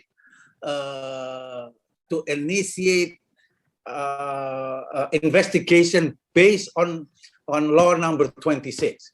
They have to invoke that law. They have to invoke that law in order to bring those people responsible for the killing to justice. So why? Because as we know here, Komnas HAM did not initiate the mandatory investigation. That is my response. Thank you, Pak Moderator. Thank you, Pak Adnan. Quite clear is the answer. Another question. Yes, Pak Marwan. Yeah. I can add to that what Mr. Wirawan already mentioned. We suspect, or I can say we believe, that since the government involved in the crime, then of course they will not proceed to reveal the case until the court. So as Mr. Adnan already mentioned, they just try to cover up the case so that finally people will forget the case and the mastermind will still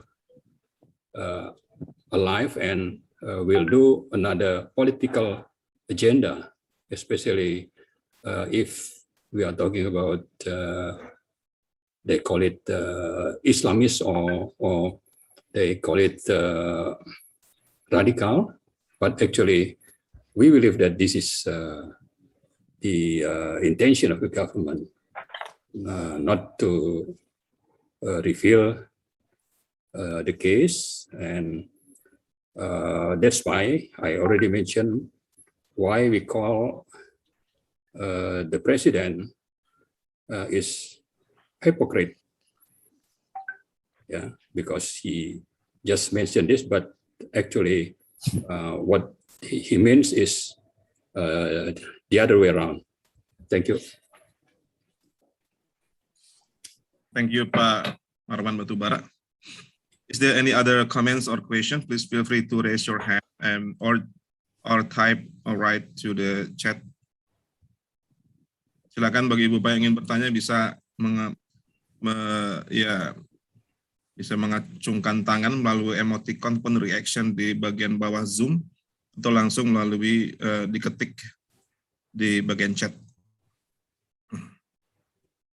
Or perhaps before other people ask, I would like to Pak Abdullah dan juga Pak Marwan, in regard to Ibu Chusnul Mar'iyah question, where are we going after this?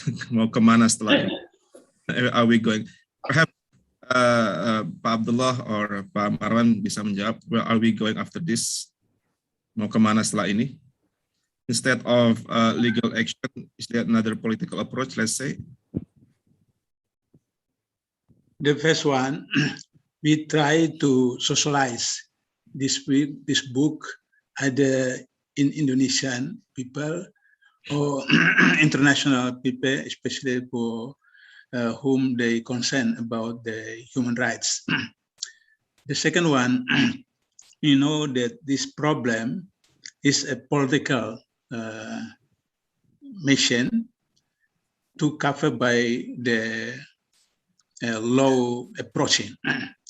So that's why I always said some times ago that HRS may be free in jail or prison until 2005, until the Pilpres close, and either Jokowi or another person from this coalition is a new president, because this is a problem. That's why it is. I think it is the moral action, because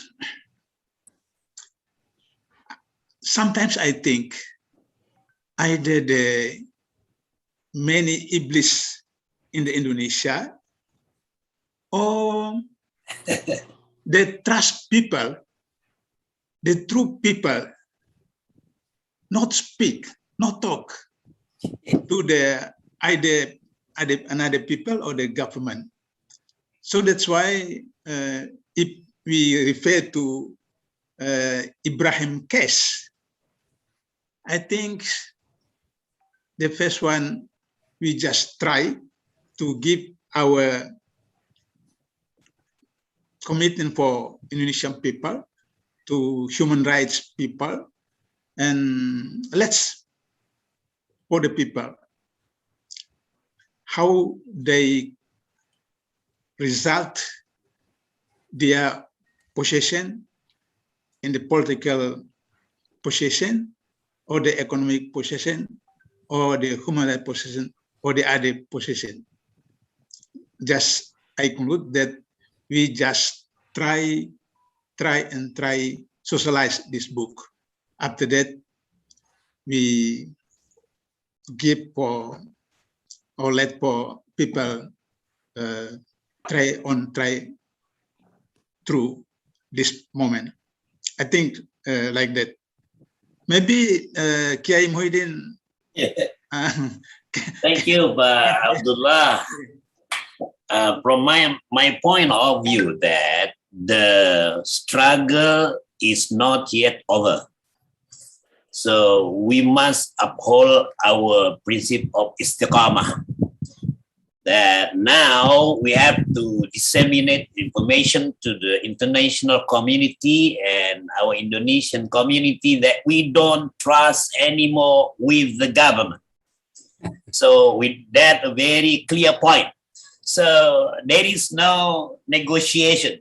So if the government keeps silent and does not want to hear our voice, then also we say openly to the public, no, we don't trust the government anymore.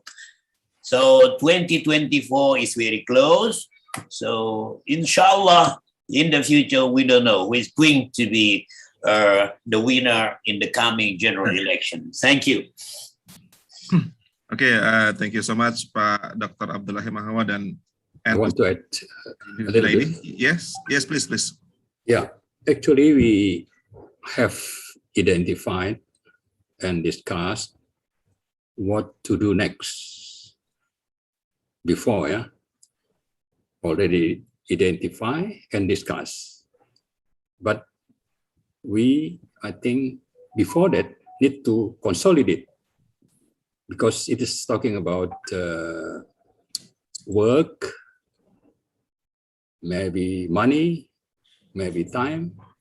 So I hope TP3 can consolidate itself or themselves how to follow up matters that we already identified and discussed before.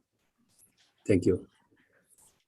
Okay, thank you so much, Pak Marwan Batubara. So actually, yeah, I do agree with Pak Muhyiddin Junaidi that this is not final yet. There are many things to go and many things to do for the next. How to create, just to reveal the truth, reveal the justice, need more process, actually, both local, national, international, as well as regional efforts. There is actually another question from the floor. I saw a question from Pak Robi Kuma just at the chat. He asked that in Indonesia, for cases involving the police, the perpetrators are always the executor in the field, but never touch the instructor or the boss or the man behind the gun, the giver. Those who order this never touch. Only, let's say, only the kacung, only the field officer, not the man behind the gun.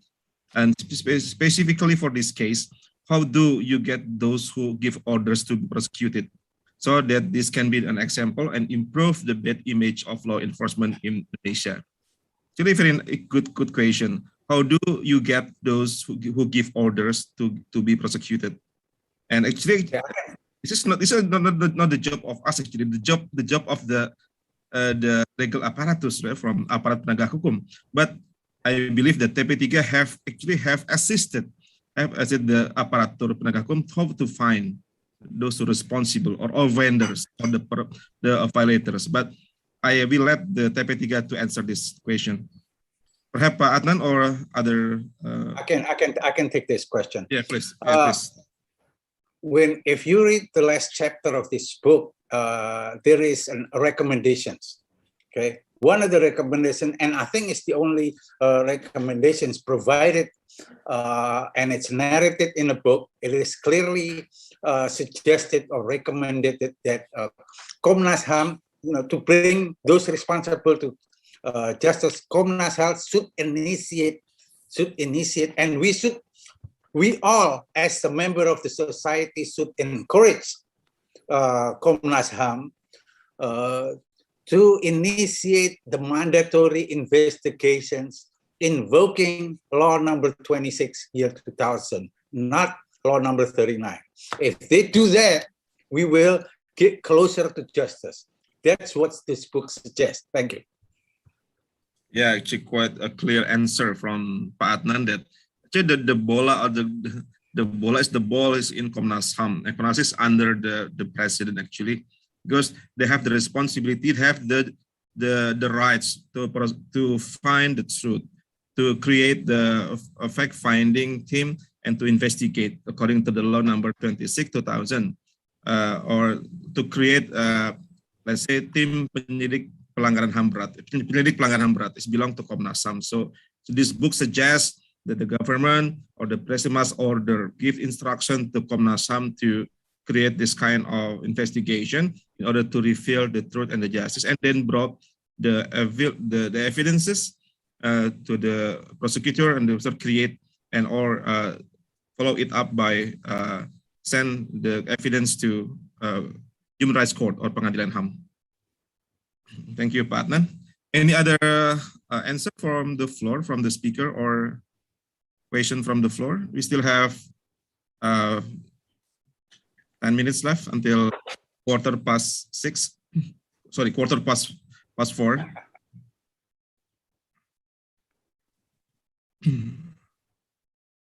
Ada pertanyaan lagi? Pertanyaan, komen?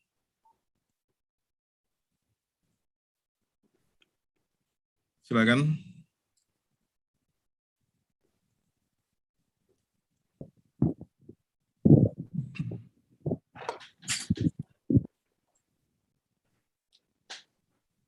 Silakan Ibu Bapak sekalian, apabila ada yang ingin tanyakan, boleh dalam bahasa Indonesia, boleh dalam bahasa Inggris.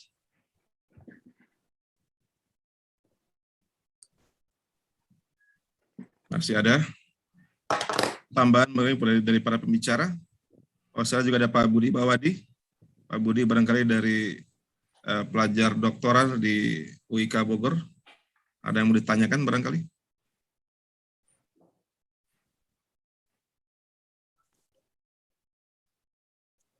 Tidak ada.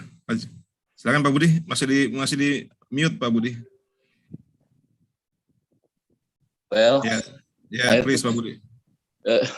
Short answer only. Yeah, now in our country, democracies die. Just that. Yeah, democracy is die. Yeah. Yes. Yeah. Even though people still believe that Indonesia is the third largest democratic countries in the world after India, USA, and then yes, we are the third, because China is not considered as democratic countries.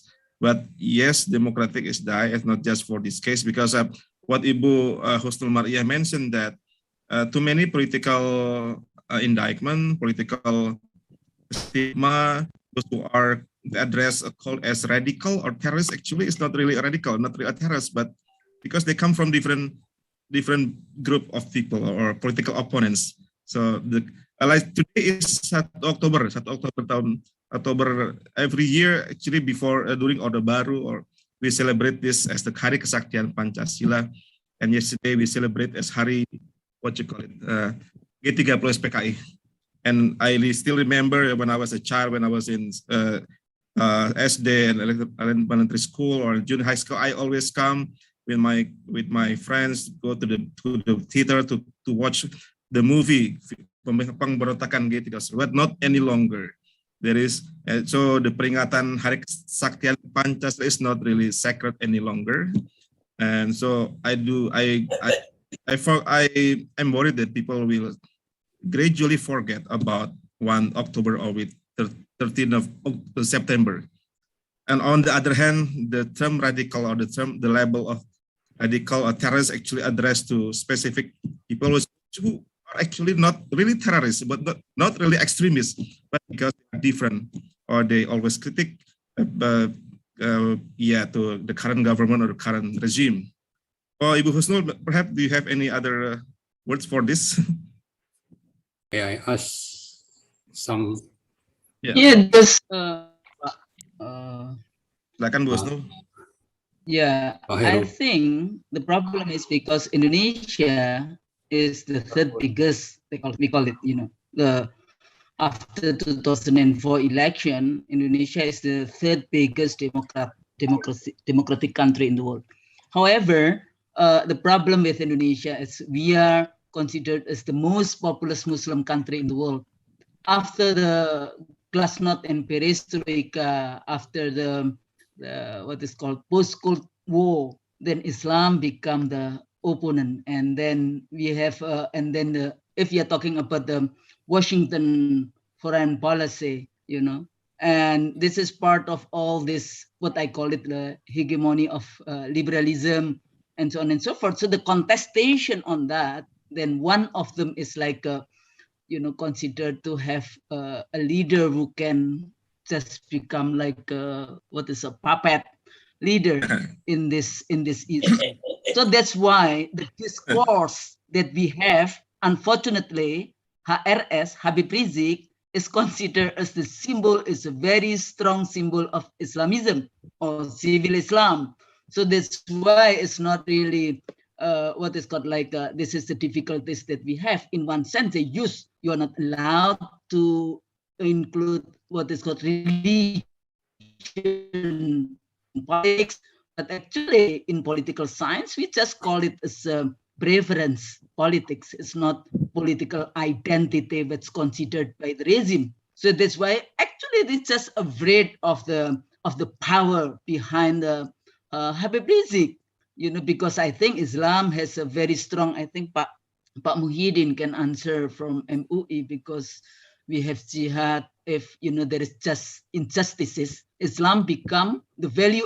Islam become, yes, of course, revolutionary, because against injustices. So that's why this is part of the political game actually after post-Cold War, Glasnost and Perestroika, and then now become Islam. So that's why the issue, I think it will be continued, and it's depend on the political power we have in this country. So as an activist, I think you have to have a sabar and istiqomah ya Pak Muhyiddin. There has to be istiqomah and sabar to fight against all this shaitan or hantu. I don't know, maybe all these things, but we have to believe because we have a God. So Pak Marwan, pokoknya sabar. We are always supporting all this for the value. Yeah, we fight for the better of Indonesia in the future. Amin, inshallah. Yeah, I want to question Please, Pak Marwan. Prof. Husnul, yeah. Prof. Husnul already questioned TP3. What the next to do? On the other hand, I think we TP3 need advice from you. What is, what are the actions that we need to do so that we can combine what we already identified, we already discussed, with the one that you will suggest to us? Then I think first of all, we have to have scenario. What actually you would like to achieve? The legal base, the political approach, the legal based approach, the political approach, and also the what I call it like a values, need, interest based approach. So it's not only just one, with the legal based approach. And I think we knows very well. I have been in the court also. I don't believe in all this court, because I have like 3 years that we have to be in a court, in a police interrogation, and so on and so forth. So just this is a problem of our court in Indonesia. It's a very corrupted institution. So, but at the same time, Pak siapa tadi yang lawyernya, Pak Ahmad Wirawan. Yes. I think still, there is some scenario in legal-based approach, there is scenario in political approach, and also there is scenario in dialogue, dialogue and dialogue, like Pak Muhyiddin mentioned before. I understand, by translating this information to the more global audience, we hope that there is some, that some people will understand what's going on. But unfortunately, what I call it, the global politics is not for with Islamic activism. So this is also, but istiqomah, sabar, and yakin. So mixed scenario, Pak Marwan. At least three.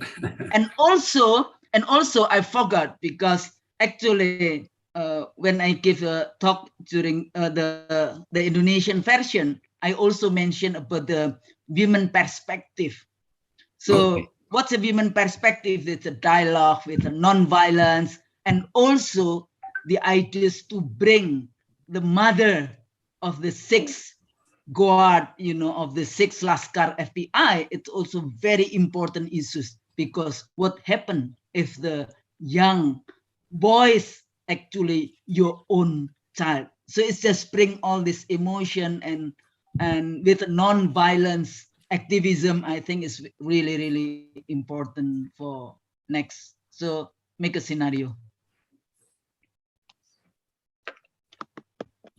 Okay, thank you so much, Ibu Dr. Chusnul Mar'iyah. Actually, very quite clear answer, and also plan that instead of sabar, of course, we need sabar, of course, because what we face now is actually not just legal regime but also political regime. Sabar doesn't mean you just stay inside our house. Submit. Sabar doesn't mean it's sleep. Submission to the will of Allah is not sabar. Sabar, and also yakin usaha sampai, I think. Yakin usaha sampai. And also I do agree with Bu Husnul that we must also cooperate with the victim's family, with the ibu, with the bapa of the victims. Yes. The victim are actually still young, and some of them are the breadwinner, pencari nafkah utama di keluarganya. They earn only 1 million a month, or even less than 1 million a month. Yes. 500,000 a month actually is not enough, but they are the breadwinner of the family. Then now they were killed because of the men behind the gun, whoever they are, and there is no legal responsibility from the state or from the police. Actually, they must get compensation or restitution from the state or from the offender. Unfortunately, there is no court until now. Okay, I also read from the chat, good idea, suggestion made by Pak Fuad. He mentioned that perlu dibuat roadmap untuk menggaungkan masalah ini ke dunia internasional. Zoominar ini sebagai pemanasan untuk internasional, untuk seminar selanjutnya. Undang badan-badan HAM internasional dalam pertemuan berikut. It's a good idea. I think I do agree for this. And Pak Marwan, Pak Azril from Malaysia told me before he left, because he has another actually appointment after Ashar, and actually he proposed to bring this case to Human Rights Council, not Human Rights Court, but Human Rights Council in Geneva, because this member state party of ICCPR, and there is Human Rights Council, and we have our responsibility to send the regular report to Human Rights Council, and we as a people, as a citizen, can also initiate or can send the report, submit the report to Human Rights Council as an alternative of state report. And next year there will be a UPR, or Universal Periodic Review. Every 4 years, every state, the member state of the UN are actually reviewed by the Human Rights Council in the UN in Geneva, and Indonesia turn will be next year, 2022. Setiap 4 tahun sekali negara-negara anggota PBB itu direview laporan HAM-nya, dan tahun depan adalah jatah Indonesia. Dan laporan dari LSM bisa diberikan sebagai alternatif selain laporan dari negara. Dan jadwalnya adalah bulan Maret tahun 2022. Sehingga apabila warga masyarakat ingin mengajukan laporan tentang HAM versi masyarakat, itu dimungkinkan, dan itu bagian yang sah, yang legal, bukan tidak bertentangan dengan hukum, bahkan dijamin oleh hukum internasional karena kita juga adalah negara anggota PBB. Jadi semua ikhtiar bisa dilakukan.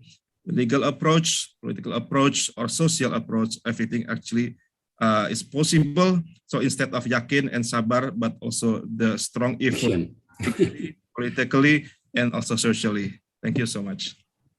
Okay, everyone, can we conclude this Zoominar, or is there another question or comment before we conclude? Just conclude. Conclude, ya. Because I think it's enough because the time asar. Yeah, betul. Yeah. Okay. Thank you so much for all the speakers, for Ibu Dr. Chusnul Mar'iyah, for Kiai Haji Muhyiddin Junaidi, for Pak Dr. Abdullah Hehamahua, for Bapak Dr. Fadli Zon, for also Bapak Ahmad Wirawan Adnan, Pak Marwan Batubara. Hopefully this Zoominar, webinar, or whatever of the book launch or the book review of this will open the opportunity to bring this case to justice, both nationally, regionally, and internationally. And we do hope that people will understand more, not just simply call this case as the act of terrorism. Marwan mentioned that perhaps other people think that this is the act of terrorism. So we don't need to take care because they are terrorists. How come they are terrorists if they cannot have the chance to defend themselves because all of them were killed on 7 December 2020? Gimana bisa mereka tidak punya kesempatan buat membela diri karena mereka sudah dibunuh semuanya. Tidak ada saksi yang tersedia kecuali mereka yang telah membunuh, dan ini satu bentuk ketidakadilan, unlawful killing dan extrajudicial killing. Oke, semoga Allah SWT Tuhan Yang Maha Esa memberkahi ikhtiar ini. So hopefully God bless of all us and actually facilitate us to bring this case to justice, both in Indonesia or overseas. And terima kasih banyak atas perhatian Ibu Bapak sekalian. Mohon maaf lahir batin Pak selaku kami sebagai moderator, dan kami kembalikan kepada pembawa acara. Terima kasih. Wassalamualaikum warahmatullahi wabarakatuh. Thank you all. Jazakallah khair, especially for our prominent speakers, all speakers, and also our moderator. Very strong point and fruitful discussion, I think.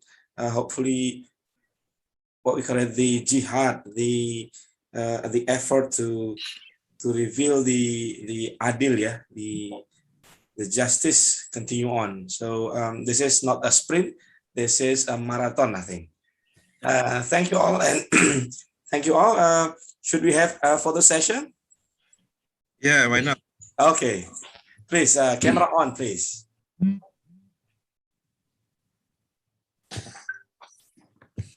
Okay, camera on. Mr. Taufik. I'll count to 3. Oke. Ya, Mas Andi sudah masuk. Bentar, Wan. Aduh, gue rapiin bentar ya, Pak. Okay. Finish. Okay. One more. Okay. Yeah. Okay, finish. Yeah. Okay. Thank you. Okay. Thank you very much, everyone. And on behalf of the committee of the book discussion today, I would like to extend our thank you to all participants, especially for the speakers. And Assalamualaikum warahmatullahi wabarakatuh. Waalaikumsalam. Okay, next event. See you again.